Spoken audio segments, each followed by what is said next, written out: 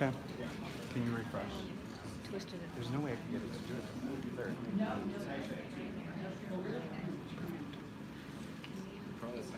Okay.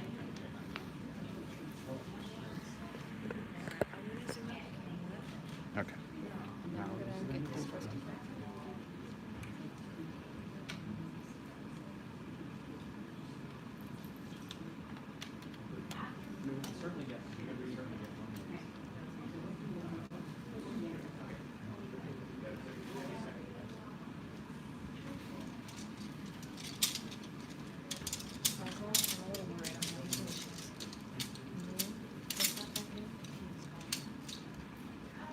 What's up?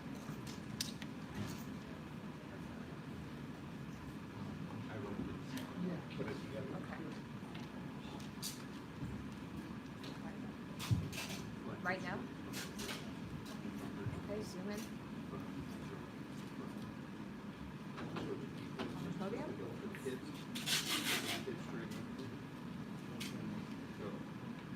Yes.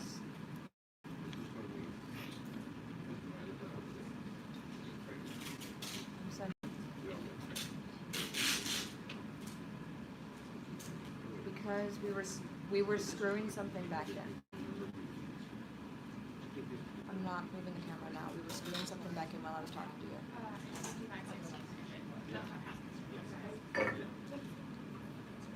Yeah, well, yeah, I'm just trying to center the microphone. Is this okay now? Okay. How's that?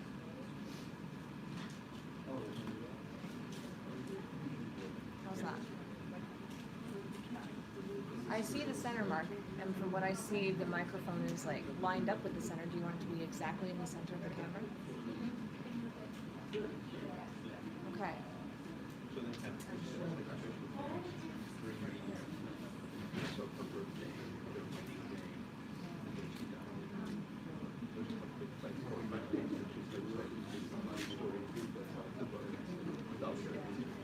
I'm not. I will lock it. Let me try and lock the stand.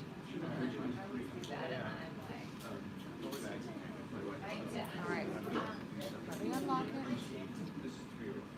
Okay, I'm centered now and it's locked.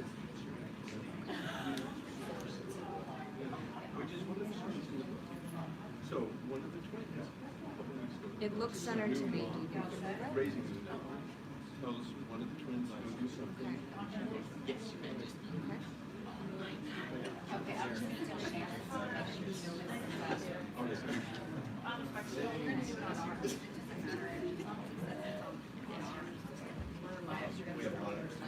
Well, I just locked it. I'm trying to lock it as I'm talking to you. So, do you need to put it down again? Okay.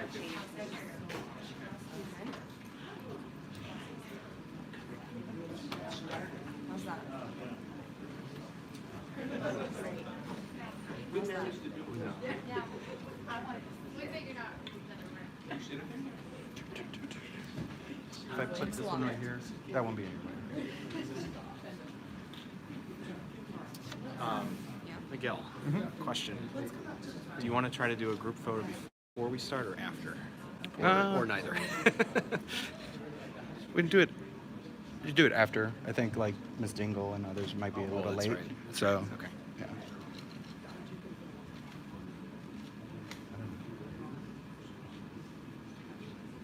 Okay.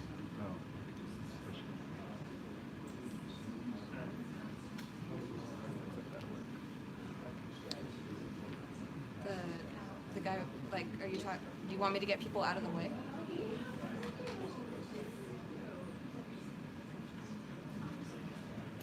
Okay.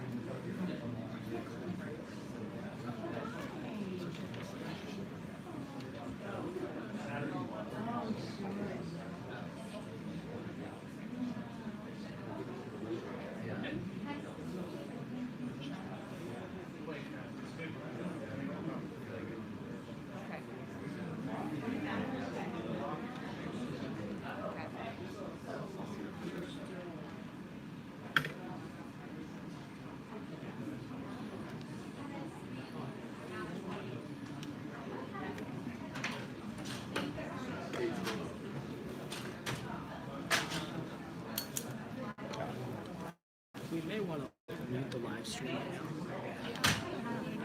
What? What are we doing? Muting it?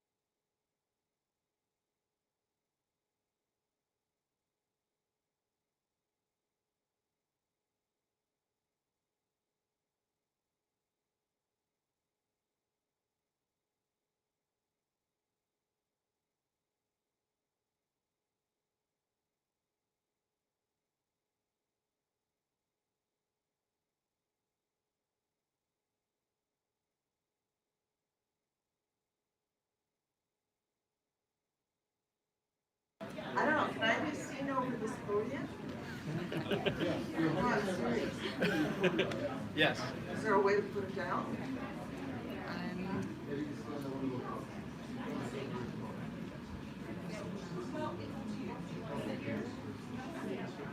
Should I go down? It says, Like that? I think so. I don't know who, is she the one speaking? Okay. We're looking for a box. Okay. They're gonna be like in a box. I don't use. I'll throw it in. Well, that may take a while. I think I'm gonna get started and maybe I'll stand on my tippy toes You here. can offer the camera this time. See, everyone who is gonna be speaking, stand behind me if you don't mind, so you can see who all is here. You'll see, we have a good number of speakers. And I'll just make a few opening remarks and then turn it over to everyone. Oh, okay, good. Are you sure? Is that gonna be good? Was there strong? Wow, now I'm so tall. Okay, all right. Okay, I know, this is good. Is that okay? I want to thank everyone for coming, including people in the media, and all Yes. of the members of Congress, and also the families who are represented here today. This is transformational auto safety package that will put people's safety and the lives of people first. It will help prevent tens of thousands of deaths, millions of injuries, and hundreds of billions of dollars in costs to society every single year. Our nation is suffering from an automobile safety crisis right now that requires swift and decisive federal action. I want to say a special thank you to Congressman Peter DeFazio, who is the author of the Invest in America Act, in which this package of auto safety bills will be. So today you're going to hear from people who have suffered terrible tragedies as a result of this auto safety crisis.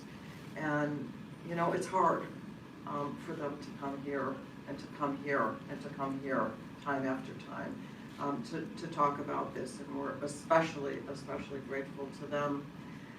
So it's very important that we pass the Invest in America Act. Just briefly, the legislation we're going to be talking about is we're going to be able to end the epidemic of hot car deaths.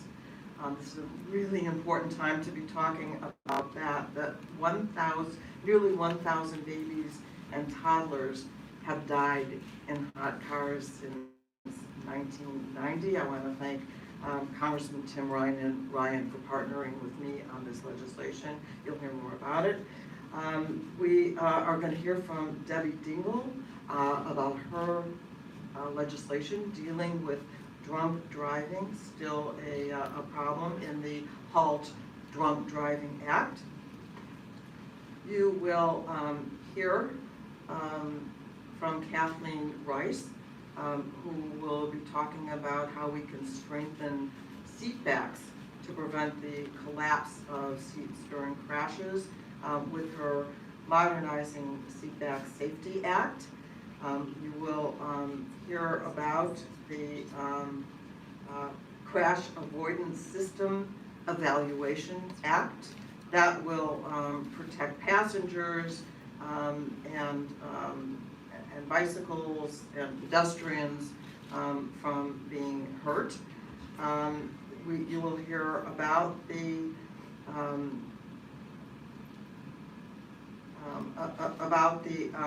Park It Act. That's a bill that I have introduced with Darren Soto and Seth Moulton because of the automatic key ignitions that you can't always tell that they're on, and leads to carbon monoxide poisoning and rollaways. And you will hear about the Safe Limo Act from Representative Paul Tonko, and finally Raja Krishnamurthy, who I don't believe is here, has legislation to enhance the safety of booster seats. And so this is all in the package that we are looking forward to passing. So let me begin by calling on Debbie. Is Debbie here? Okay. There's she was waiting outside the door. Heard her voice being called, and in she comes, Debbie Dingle, to talk about her legislation. Debbie, I think you could probably use this too. Oh, I know I can. Okay. Well, hi everyone. If we're all having one of those days, thank you, Jan, for organizing this, and to Reps Ryan, Rice, and Tonko for their advocacy on auto safety and advancing this auto safety package. And yep, I'm a car girl, and I'm here, and I'm proud of being here today. I'm going to tell you that.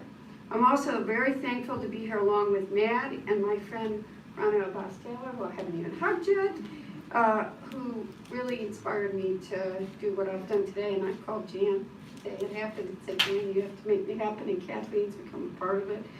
But Rana lives through the worst and is really representative of what happened to her family, what happens to so many families across this country. So I'm here today to talk about the importance of the HALT Drunk Driving Act, which is included in the Invest in America Act on the House floor this week.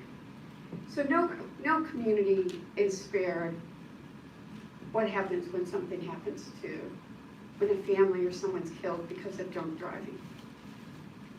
God, I'm gonna start crying. I mean, Rana, I've known her family forever. And when they died, I'm sorry guys, I'm trying to be, I know, when her sister Rima died and her brother-in-law and the 3 kids, I was at the mosque with them, and some of the kids' classmates, some who I knew, some who I didn't, came up to me and said, technology exists.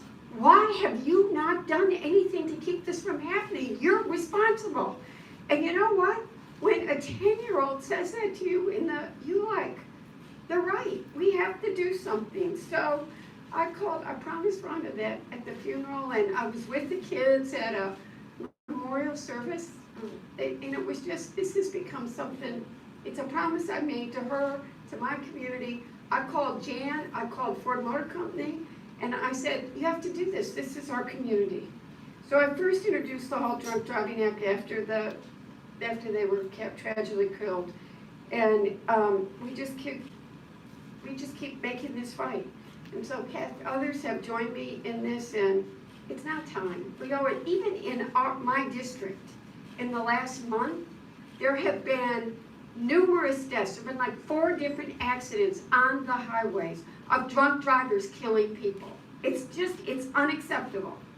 So the HALT Drunk Driving Act, we're going to work together to make drunk driving technology standard in every new vehicle. By installing this prevention technology in all vehicles, we can save over 9,400 lives each year. And we've got to work. Isn't it time? I mean, does anybody else want to come have a child look you in the eye and say this exists and why is my friend dead? Well, we shouldn't tell any child that. So we can't wait any longer to make these roads safer. They're much better to hear from. I thank MAD too for all the work they've done, but I really thank my colleagues. And you know what? During this past COVID, people are drinking more and more people are dying. And it's not okay. We need to make our roads safer, period. So I'm proud to do this, and I thank you.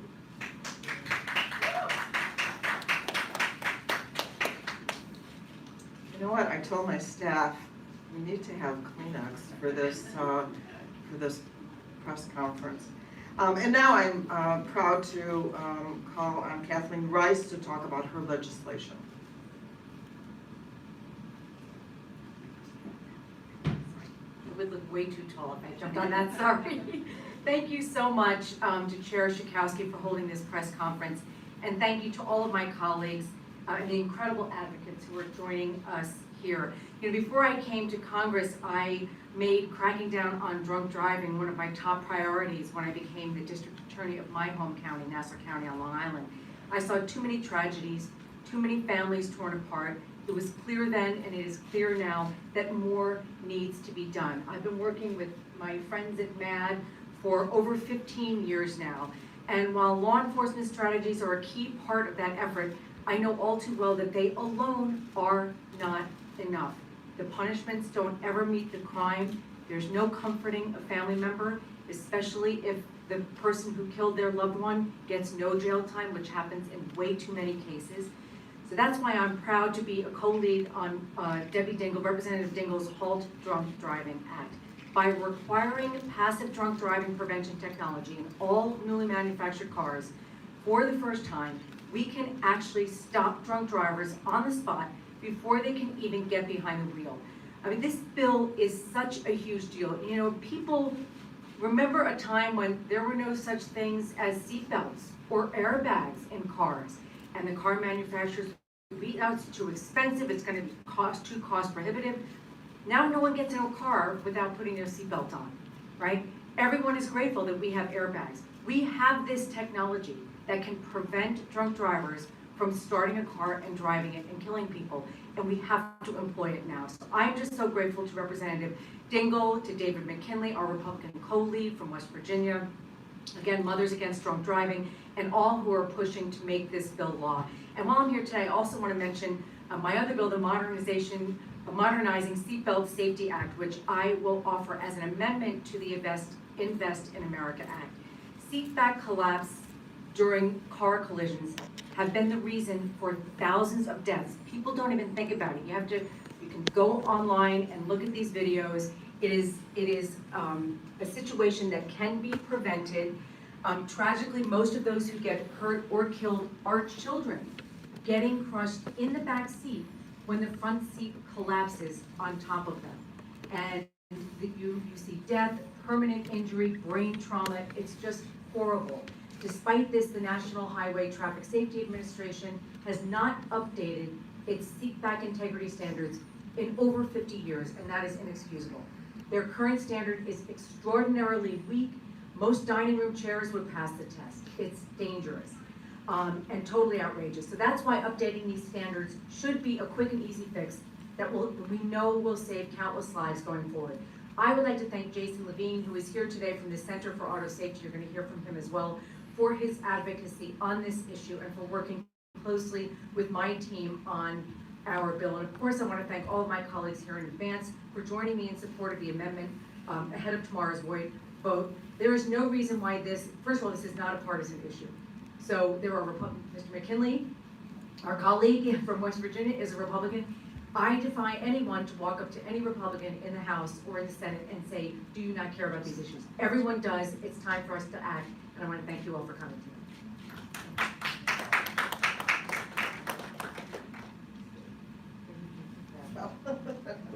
That's all right. I really appreciate your mention the bipartisan nature of the much of the legislation that we're talking about today. It's very, very important. I want now to introduce and call up Representative Paul Tonko, who will talk about his limousine legislation. Thank you, Jan, and let me begin by saying I serve on Energy and Commerce with Jan Schakowsky. What a voice. A brave voice, a determined voice, a passionate voice for safety, for consumers, and we have the right person sitting in the subcommittee chair role. Thank you, Jan, for all your help with this legislation. To all of my colleagues and to the advocates that are here, Kathy and the team for highway auto safety? You got it. All right. They were great partners. This has been a long journey. I think back of October 6th, 2018. It'll be 3 years this October. A limousine with 18 people crashed in Schoharie County, not far from my hometown of Amsterdam, New York. The car was folded, and it crushed 18 beautiful lives and killed 2 passengers, or 2 pedestrians. I come from Amsterdam, and most of these lives were connected to Amsterdam somehow. Friends, former co-workers, siblings, was a crushing blow. It numbed the community. They were out partying for a 30th birthday celebration. They did the right thing, the safe thing. They hired a limo, never dreaming that when they entered into that limo, it was a death trap. They should have never been on the road. And so I thank everyone for moving this along. Thank you, Peter DeFazio, for incorporating it into your Highway Safety Act bill. It is important that we learn from this exercise. Through the tragedy that impacted these 20 lives, and the King family that I'm close to lost 4 daughters and 3 sons-in-law. A tough blow. I don't know if any of us could put another foot forward after some kind of news like that. But I connected with them after the tragedy and then met a family from Long Island that had a similar tragedy earlier. And together, we walked the walk of reform. And we're determined to fix this system. And so what we have here is legislation, and thank you, Jan, for your help, to make certain that we provide for much stricter limousine safety rules and standards, to get vehicles off the road that ought not be on the road, and to close loopholes that just should not allow people to escape responsibility. We talk about impoundment of vehicles that should not be on the road with this legislation. We speak to design of seats and the alignment of those seats and the safest way to address that, and seat belts. We have those standards for limos that are stretched. We rely on these vehicles for safety's sake, and they shouldn't be unsafe. It's as clear as that. So now that we are entering into this phase of the pandemic shutdown, weakening and closing, we're going to see more and more proms, graduations, parties, and more limos on the road. This is very timely that we get this done. And it speaks to these 20 beautiful souls that were wiped out, so that their lives weren't that this tragedy wasn't in vain, that their lives said something to us as policymakers that needs to be corrected. These families have been tortured. I thank them for the input along the way. They've revisited this tragedy over and over again so that we could accomplish our work. It's hurtful, And it's so long lasting for them. But I think they breathe a sigh of thank you for the work that all of you have done with us. God bless them all, and thank you. Thank you. This is hard. Yes, thank you for mentioning. I am the chair of the Consumer Protection Subcommittee of the Energy and Commerce Committee. We are about trying to save lives, so I'm very happy to be with all these folks today, as hard as it is. Next, I want to introduce Alex Addy, the president of Mothers Against Drunk Driving, who for so many years, this organization and the leadership that they provide has worked to make our highways safer.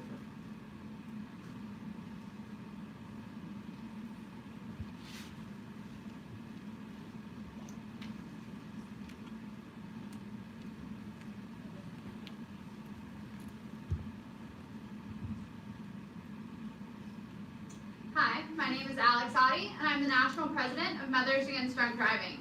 With me here today are several MAD victims, including Ken Snyder, whose daughter Katie was killed by a drunk driver 3 years ago.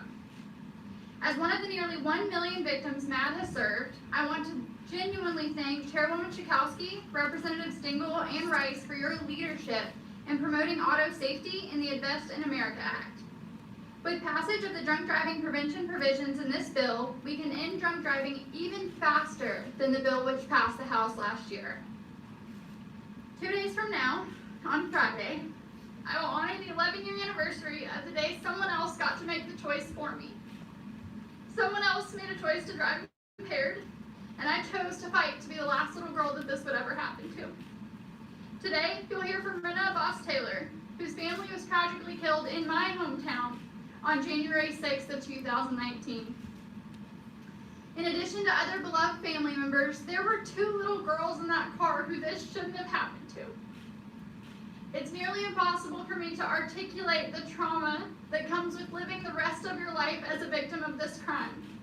It's even more impossible for me to explain to you the devastation that comes with the realization that it keeps happening. Many of us come to MAD because we don't have a choice. Those of you that are here before you have been personally impacted by drunk or drug driving, thank you for choosing us. Your being here reminds us that the rest of the world still cares, and for that I can't thank you enough. The drunk driving prevention technology rulemaking will be the most significant ever undertaken by NHTSA in terms of lives saved. Let this be the end. Let this mark the beginning of the end of drunk driving, saving more than 9,400 lives and preventing hundreds of thousands of permanent injuries just like mine every year. Thank you from the bottom of our hearts. Now, here's Brenna Boss Taylor.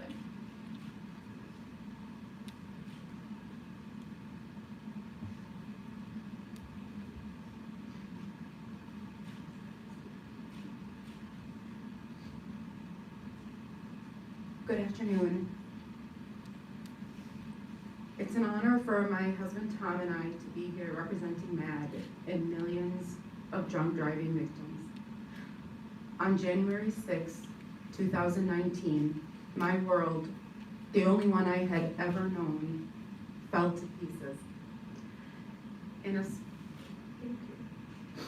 a split second, I lost nearly my entire family because a drunk driver was able to get behind the wheel of a vehicle, take that vehicle on the wrong side of the same freeway that my family was driving on and collide with them head on. Killed instantly was my 38-year-old sister Rima, my only sibling and best friend, my 42-year-old brother-in-law, Isam, my 2 nieces, Isabella and Giselle, ages 12 and 7, and my only nephew, Ollie, who was 13. They were returning home to Northville, Michigan for my family vacation in Florida. The individual who killed my family near Lexington, Kentucky had a blood alcohol concentration nearly 4 times the legal limit, a level so high it is lethal. Yet he was able to operate a vehicle in this condition and senselessly wipe out the lives of 5 incredible people, an entire family. It has been nearly 2.5 years now, but the pain and shock of this tragedy has not worn off. I doubt it ever will. I continue to struggle to adequately articulate the magnitude of this loss. I want to take a moment to thank Congresswoman Debbie Dingell for her swift action and steadfast commitment to end drunk driving. Within a week of the crash that killed our family, Congresswoman Dingell introduced legislation to prevent this horrific tragedy from happening to anyone else. She even named her bill in honor of my family's memory, the Honoring the Abbas Family Legacy to Terminate Drunk Driving Act, also known as the HALT Act. She has been unwavering in her leadership on this issue ever since. We are so grateful for your support, Congresswoman. I also want to thank Congresswoman Rice, our bill co-sponsor, who has been a leading advocate against drunk driving for over 20 years. I will never forget the moment I learned that we do indeed have the ability to end drunk driving. I still cannot reconcile the fact that technology exists that can not only decrease, but prevent crashes entirely, yet conscious decisions are being made not to install it in cars. The fact that this life-saving technology predates my family's crash, but was not utilized and is still being debated is not okay. I want to be clear, we did not ask for this fight. It came crashing down on us. The unimaginable pain and heartbreak it has created from its ashes, a personal obligation to ensure that no family should ever have to suffer like ours has. Sometimes we don't choose our battles, they choose us. I am here today in honor of my family and the many family members of other drunk driving victims to continue the work that my baby sister Rima, a physician, committed her life to, saving lives. My family should not have died. Their deaths could have been prevented. We refuse to wait any longer for this life-saving technology. I am so grateful that through the passage of this legislation and the setting of a new safety standard that requires drunk driving prevention technology in cars, others won't have to experience the horrors that we have. Chair Schakowsky, thank you so much for your unwavering leadership and commitment to end drunk driving and for having us here today. We value you. Thank you. Thank you.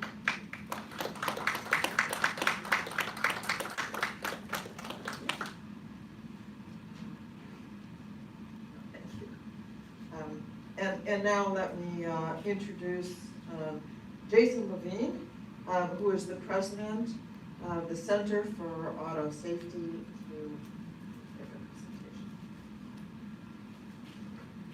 Good afternoon, everyone.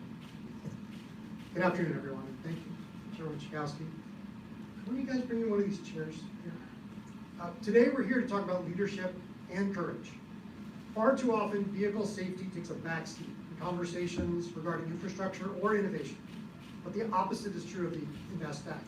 The INVEST Act contains landmark provisions, which, if enacted, have the potential to make a significant and lasting impact on the more than 100 Americans killed every day, either in a vehicle or when they are hit by one. The 2.5 million Americans who are seriously injured every year in a car crash, and the estimated $1 trillion annual hit to our economy caused by crashes that technology can often prevent. As a result of the leadership of Representatives Schakowsky, Rice, Dingell, Tonko, and many others, the INVEST Act recognizes the potential for improved technology, and new standards play an important role in safety. Among many other consumer vehicle safety provisions, the INVEST Act requires rules be written by a date certain to employ advanced technology to address the more than 10,000 deaths every year associated with impaired driving. It requires deployment of crash avoidance technology, including automatic emergency braking, blind spot warning, based on objective performance standards. It requires research followed by rulemaking We do driver monitoring systems that help combat drowsy and distracted driving.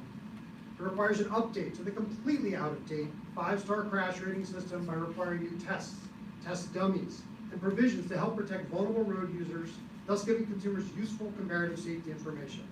And it also, hopefully, will contain an additional provision sponsored by Representative Rice, co-sponsored by Chairwoman Schakowsky, that takes on the need to modernize the seatback safety standard that can be passed by this chair.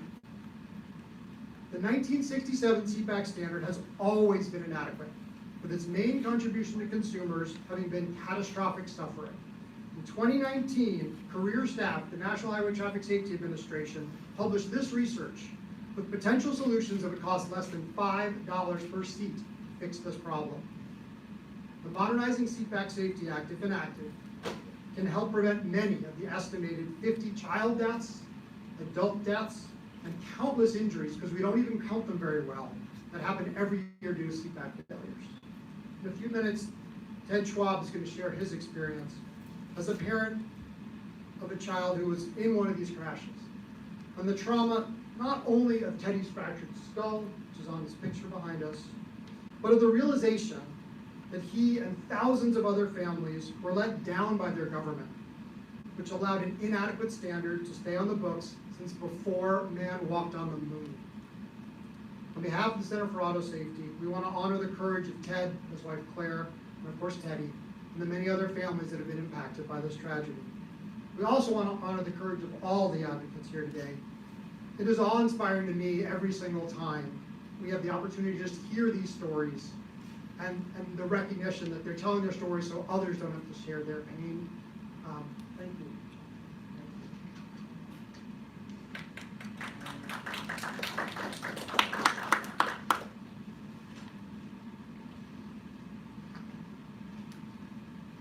Good afternoon. My name is Ted Schwab. I'm here on behalf of my son Teddy, our family, and the thousands of other families that have suffered catastrophic injuries or deaths as a result of preventable seatback failures. We are profusely grateful that the CV Invest Act will likely include a requirement that the federal government update the standard that dates back 50 years and does not protect passengers in rear seats of cars.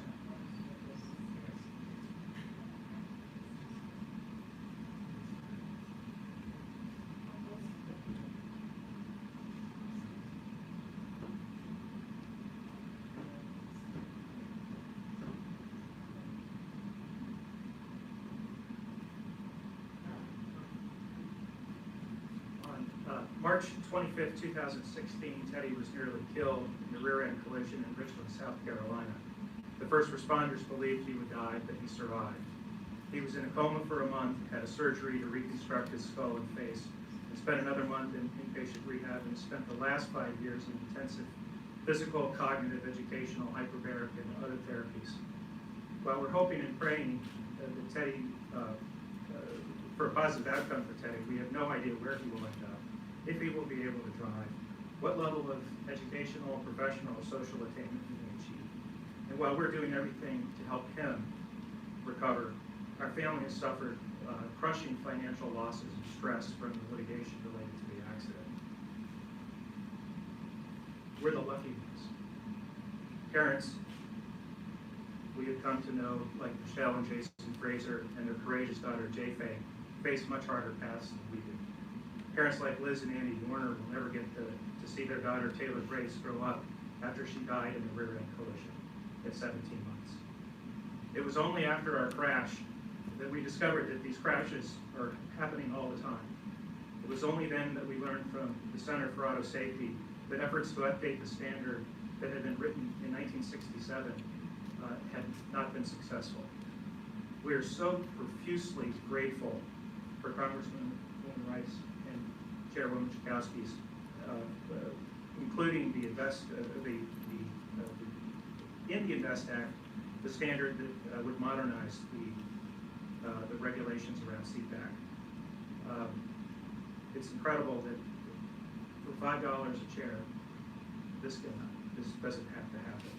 We hope the Senate will act quickly to finish what the House is starting, and we hope families in the future will be spared what we all have endured.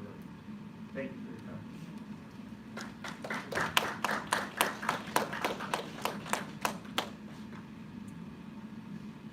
Next is Jeanette Fennell, who is the president and founder of Kids and Cars.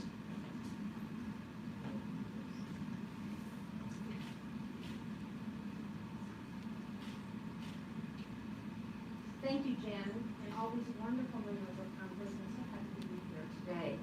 As Jan said, I'm Jeanette Fennell, and I'm the president and founder of a national nonprofit organization called Kids and Car Safety. And what we do is work to keep children and pets safe in and around motor vehicles. My statement today is going to be short, direct, and to the point. We have been coming to Washington, D.C. for years. Check that, actually decades, to try to get technology added to our vehicles so our precious little ones do not have to die. And what has happened over those years? 1,000 deaths. 1,000 deaths of babies. 90% of children who die in hot cars are age 3 or younger. This inaction is totally unacceptable and of course has real consequences when we don't get it added to our vehicles. This is a nonpartisan issue. The action needed is detection technology to our vehicles that can alert the driver or anyone else in the area that a young child might need some assistance. You know, in the mid-1990s, we made a very dramatic change in the way that we transport our children. We put them in the back seat because we said that was safer. Passed a lot of laws to make sure they were in the back seat, and then to make them even safer, we made them rear-facing. We absolutely hid those children from the driver.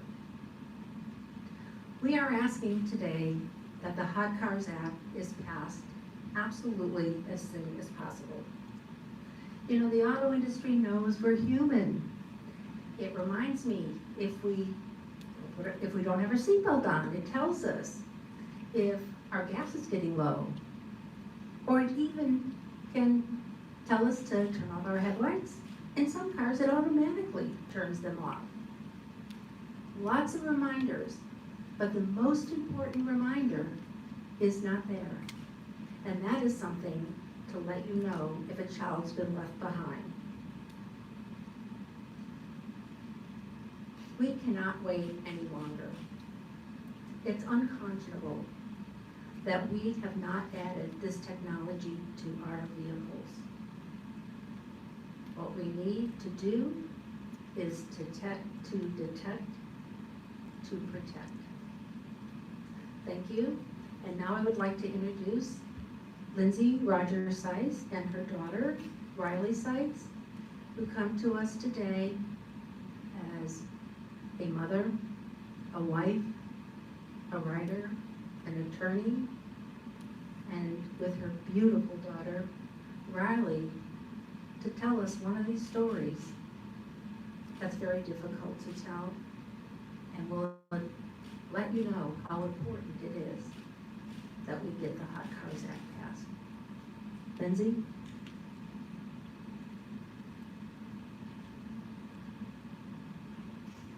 Next week, on July 7th, it will mark the 7-year anniversary of my son's death.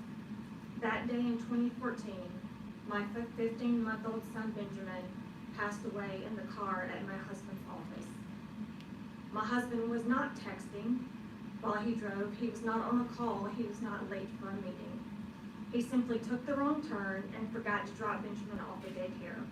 We had simply had a change in routine that morning. According to David Diamond, a neuroscientist and expert in the field, my husband's habitual memory, or autopilot, took over for his prospective memory, which plans cast that will happen as the day progresses. No words I share today can describe the pain of losing a child through a tragic event like this. I still remember his laugh, his smile, his blue eyes and golden curls. The day before he died, he said "Mama" for the first time. People often tell me you must just simply move on. That is not a true statement. Families do not move on. We are broken and have a piece of our heart missing forever. Time just helps to dull the senses. Tragedies like this do not only destroy families, but they uproot entire communities. My small Connecticut town where this happened was also torn apart due to this tragedy. My daughters, one who stands here today, lost their only brother. The most tragic part of all of this is that it is entirely preventable. In September of 2014, I stood before the acting administrator of the National Highway Traffic Safety Administration and other congressmen pleading for action. It is June 30th, 2021, and nothing has been done. Since that day in 2014, another 250 children have died in hot car deaths. Since 1990, tens of thousands of children have been left in cars with almost 1,000 deaths. This is entirely unacceptable. Families continue to be torn apart by a lifetime of grief. Car manufacturers have known of this problem for decades, yet why do they not install these readily available solutions that can detect the presence of a child and alert others that they are in danger? Education alone is not working. It is not enough. Members of Congress, we are calling you to action. The technology is there, it already exists, and is not expensive.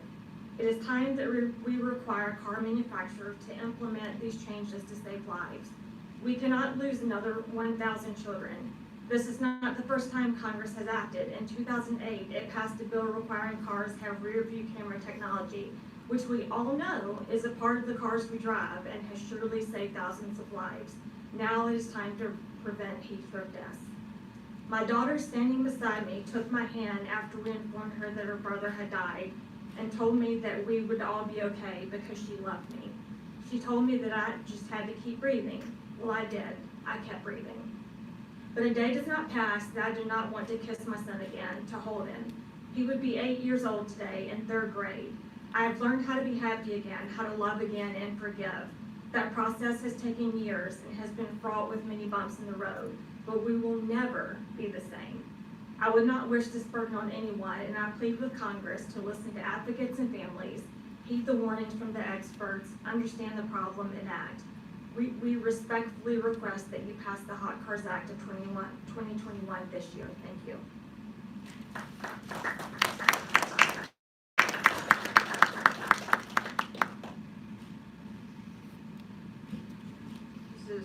This is not the first time that Tim Ryan and I have introduced the Hot Cars Act, and it just scares me every single day that goes by, especially during the summer. And by the way, it doesn't take a long time for a child to expire, and it doesn't take a really hot day either if the windows are closed. This is a serious risk. And I know it wasn't easy to give that testimony, Lindsay. Thank you. And now it is my pleasure to introduce another advocate to make us all safer, Kathy Chase, who is the president, Advocates for Highway Safety, to talk about where we can go from here.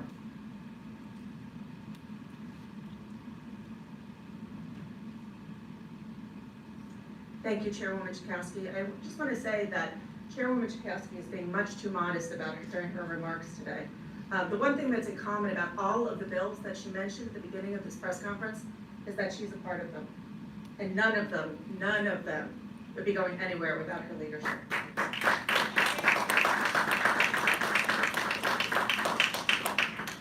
Good afternoon, I'm Kathy Chase. I'm the president of Advocates for Highway and Auto Safety.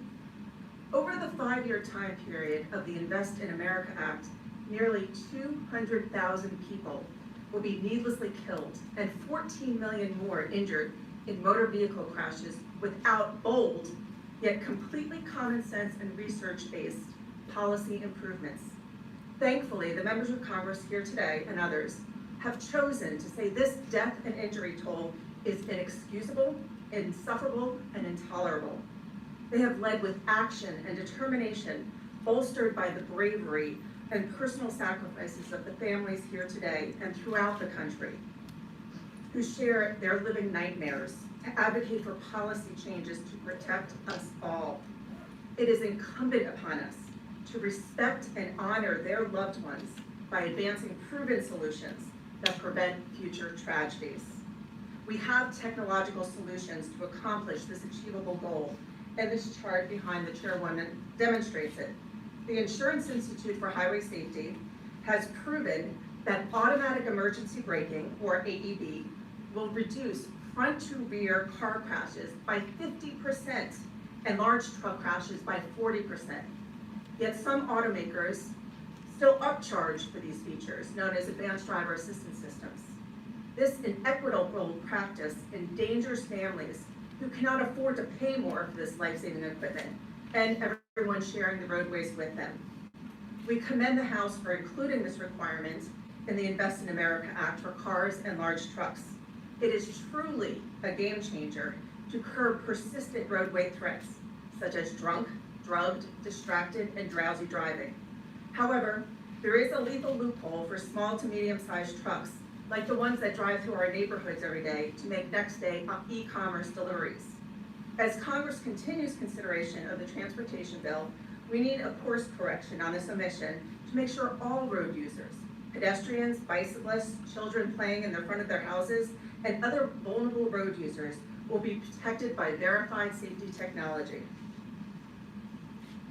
Numerous other sections of the Invest in America Act move the ball forward on promising technologies. We have long stood arm in arm with MAD to end impaired driving. The Insurance Institute for Highway Safety estimates that widespread deployment of impaired driving prevention technology will save more than 9,000 lives every year. Thank you, Congresswoman Dingell, Chairwoman Schakowsky, Congresswoman Rice, and all of the sponsors of the HALT Drunk Driving Act, which is included in the Invest in America Act. The bill also addresses the tragedy of hot car deaths of children technology, a detection and alert system requirement. I'd like to thank the leading property casualty insurance companies and trade associations on Advocates Board that sent a letter in support of this provision to Congress today. There are many, many other noteworthy auto safety provisions in the Invest in America Act, including ending keyless ignition problems, improving the seatback standard, updating the new car assessment program, enhancing limousine safety, and prioritizing the safety of vulnerable road users through a safe system approach, among others. I encourage you to go to our website, which is saferoads.org, to see our safety spotlights, which provide a comprehensive explanation of the safety sections, and then contact your member of Congress and urge them to support them. Must-pass, multi-year transportation bills like the Invest in America Act have traditionally featured safety upgrades. As the House passes this bill, and then the Senate considers its bill in the next few weeks, we urge Congress to meet the moment, reject dangerous anti-safety industry carve-outs and exemptions, and truly advance safety for everyone. Thank you again for the opportunity, Chairwoman and members of Congress. It's been an honor to work with you and your staffs, who are tireless in these efforts, I know, because we talk to them around the clock. So thank you, we're gonna get this done. And last but certainly not least, I want to introduce you to William Wallace, who is the manager of safety policy for Consumer Reports. Thank you, Will.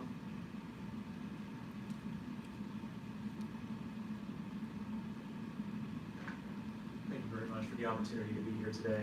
I really appreciate the introduction. And I appreciate everyone, all the lawmakers here for their leadership on auto safety at a crucial time when truly we must address this terrible toll on our roads. Consumer Reports is an independent, nonprofit, nonpartisan organization. People know us for our magazine, they know us for product testing, they know us for surveys. We also have an advocacy and grassroots mobilization division, and we're here today to stand up for auto safety and express our strong support for the Invest in America Act and the safety provisions that are contained within the legislation. We fight for a safe marketplace. We're a data-driven organization, a science organization. Right now, the terrible toll on our roads, 38,000 people who die on our roads every year, millions of people injured. Addressing that requires strong leadership to pass new laws. That is what you see right here. You see it with the lawmakers, and you see it with the courage and the power of those who have lost loved ones, and who are here to tell America, tell Congress, that this is what must be done right now. The Invest in America Act, and specifically its safety provisions, are transformative and necessary. The bill follows the data and offers real solutions. The road safety provisions in the bill would make sure that proven safety technology comes standard on all new cars. It would make sure to strengthen the 5-star safety ratings, which frankly just aren't that useful anymore for people when every car gets a 4-star or a 5-star rating. A CR analysis conducted last year found that if existing technology became standard on all new cars, we could cut road deaths in half. Let me repeat that. We could cut road deaths in half by taking existing technology that already is in some cars and making sure that it comes standard in all cars. And that's what this bill would do. It would save at least 20,000 lives. It would also eliminate the upcharging that my colleague Kathy was referring to.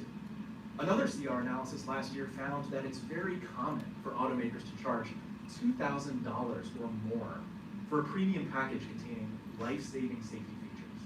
Safety shouldn't be a luxury. Safety should come standard on every single new car. We strongly support the 21st Century Smart Cars Act, and thank you for your leadership. We also support the 5 stars for Safe Cars Act. We strongly support the Hot Cars Act, the Park It Act, other legislation that's included here, including legislation to make drunk driving prevention technology standard. We really appreciate Representative Rice's leadership on seatback safety and Representative Tonko's on limousine safety.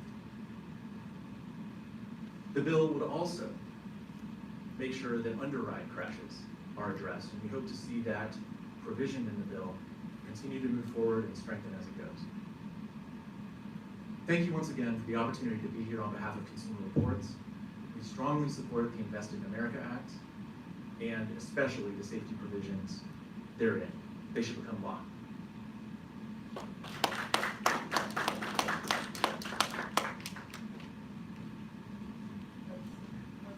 There we go. Thank you. Okay. You've heard from all the speakers. And the one thing I wanted to point out is when you hear the heartbreaking stories, the important thing to remember is that these tragedies are not necessary, that we can do something about them. What a privilege it is for us in the United States Congress to have that opportunity to save lives. And we need to work as quickly as possible so that the tragedies that you heard about today do not keep reoccurring.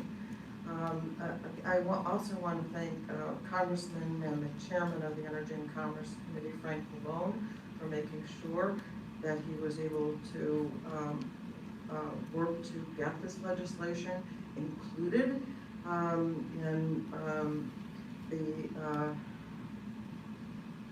to be included in the legislation that we've been pushing today. The Invest in America Act, and we look forward to passing that. Thank you for sticking around today and to hearing these wonderful speakers talk about how important this is to get done. Appreciate it. Any questions that we can answer, and if you want to direct it to somebody personally, let me know. Then once again, let me just thank all our witnesses, all the experts, and all the members of Congress who are working on this. You know, while I got you, let me just tell you, I was the sponsor of the bill that required rear view cameras. From the day that it passed the Congress, it took another 10 years for the legislation actually to go into effect, but it happened. And again, families kept coming back and talking about, in some cases, how they ran over their own children or grandchild. And they would come once a year, twice a year to tell that story and bring pictures like we're seeing today. It's necessary. And so I think we all feel a deep obligation to make these laws in order and to save lives. Thank you so much, everybody.